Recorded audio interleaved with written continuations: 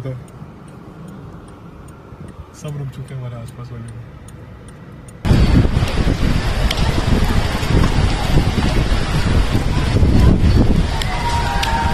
الأحداث تتسارع وفتن آخر الزمان تتلاحق، ونحن كبشر ليس في مقدورنا أن نمسك تلابيب تدافعها، فما إن تنطلق من عقالها كالسهام يصبح من العسير تقنينها، فنمتزج في حضيضها شئنا أم أبينا. نسأل الله أن يعصمنا من فتن وأحداث آخر هذا الزمان. السلام عليكم ورحمة الله وبركاته.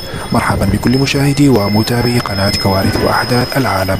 ننقل إليكم أحدث وأهم الكوارث الكونية، فإذا كنت مهتما بمثل هذه الأحداث لا تنسى دعمنا بالضغط على زر الإعجاب والاشتراك في القناة، وشكرا لكم جميعا.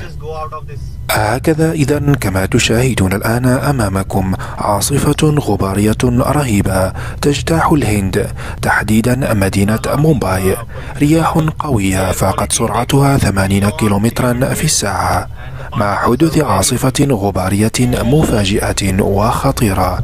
اختفت الشمس تماما عن الأنظار حتى أصبحت الرؤية منعدمة تماما، وهذا ما جعل شوارع مومباي تختنق من شدة الغبار، مما أصاب السكان حالة من الذعر والرعب.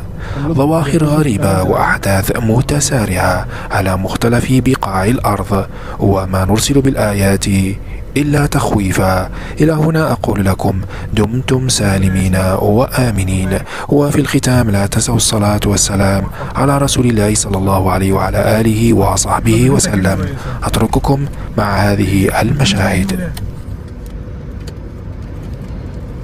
Zero visibility है, मुझे लग रहा है मुझे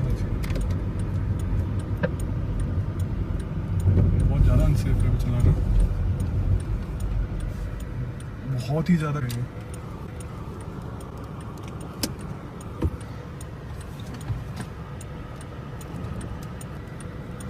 ऐसा आज तक नहीं हुआ यार, हम लोग कब से देख रहे हैं सैंडस्टॉर्म्स।